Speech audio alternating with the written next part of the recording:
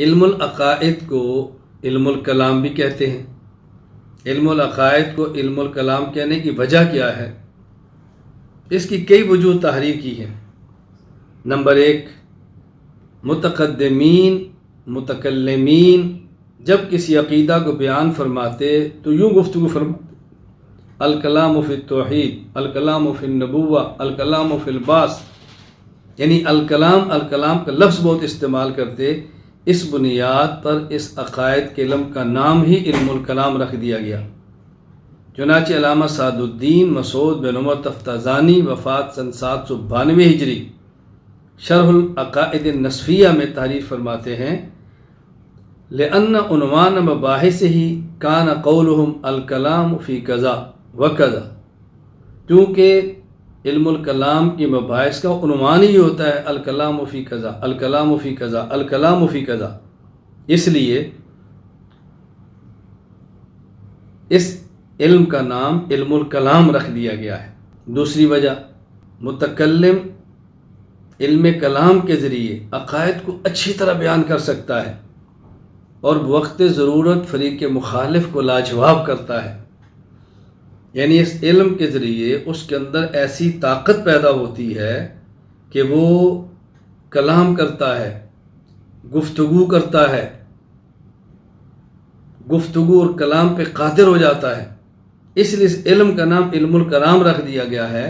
کہ اس کے ذریعے انسان حق کو ثابت کرنا اور باطل کو رد کرنا اس گفتگو کی طاقت رکھتا ہے۔ علامہ سعد الدین تفتازانی فرماتے ہیں: لأنه یورث قدرتا علی الکلام فی تحقیق شرعیات و الزام الخصوم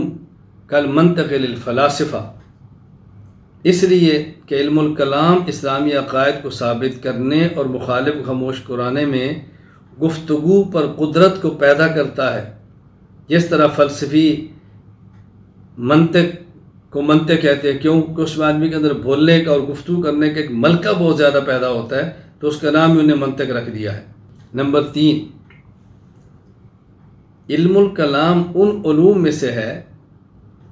کہ جس کے ذریعے، اللہ اکبر، علم الکلام ان علوم میں سے ہے کہ جب اس کو سکھایا جائے اور اس کو سیکھا جائے تو سیکھنے کے لیے کلام استعمال کرنی پڑتی ہے، یعنی بولنا پڑتا ہے، گفتگو کرنی پڑتی ہے،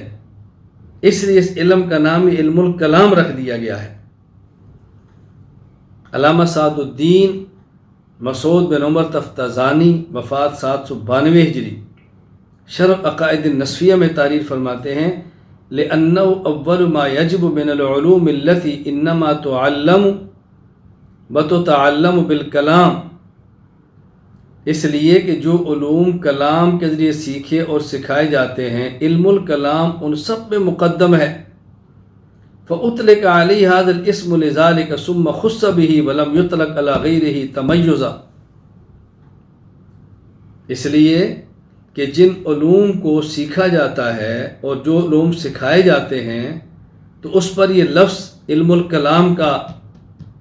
اطلاق کیا گیا، اور اس علم الکلام کو علم العقائد کے ساتھ خاص کر دیا گیا، باقی علوم پر اس کا اطلاق ہی نہیں ہوتا۔ اللہ اکبر، اس لیے اب اس کو کہتے ہی علم الکلام ہے۔ نمبر 4، باقی علوم ایسے ہیں کہ غور و فکر سے بھی آتے ہیں، علم الکلام ایسے غور و فکر سے نہیں، گفتگو کرنے سے آتا ہے، مباحثے سے آتا ہے، اس لیے اس کا نام ہی علم الکلام رکھ دیا گیا ہے۔ علامہ سعد الدین مسعود بن عمر تفتازانی شرح العقائد النسفیہ میں فرماتے ہیں: لأنه انما يتحقق بالمباحثة وإدارة الكلام من الجانبين وغیرہ قد یتحقق بمطالعۃ الکتب والتأمل، یہ علم بولنے سے، گفتگو سے ہی آتا ہے، مباحثہ سے ہی آتا ہے، اور باقی علوم مطالعہ سے بھی آتے ہیں، پڑھنے سے بھی آتے ہیں، یہ صرف مطالعہ سے نہیں آتا، اس پر بولنا پڑتا ہے۔ نمبر 5، کہتے ہیں علم الکلام کے دلائل اتنے قوی ہیں کہ گویا یہ علم الکلام ہی ایسا علم ہے کہ جو علم الکلام کہنے کا حقدار ہے، علم ہی گویا یہ ہے۔ علم الکلام اور عقائد والوں کے دلائل اتنے قوی اور مضبوط ہوتے ہیں کہ یوں سمجھو کہ کلام کہلوانے کا حق ہی اس کو ہے۔ کلام تو اور بھی ہیں، لیکن یہ کلام اتنا مضبوط اور قوی دلائل سے ثابت ہوتا ہے کہ یوں کو جیسے کلام ہی ہے۔ جس طرح کہیں 10 بندے گفتگو کریں